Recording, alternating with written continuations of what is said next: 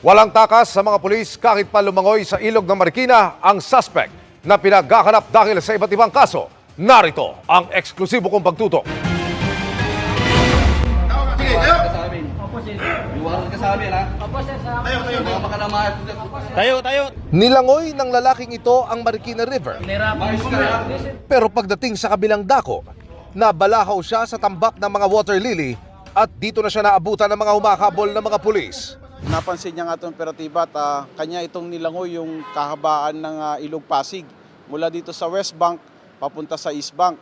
Hinuli ng Pasig pulis ang lalaking ito sa bisa ng arrest warrant dahil sa sangkaterbang kaso.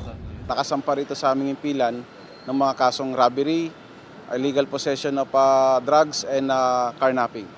Ayon sa pulisya, sakit na raw ng ulo ang suspect dahil sa umano'y mga kasong kinasasangkutan nito.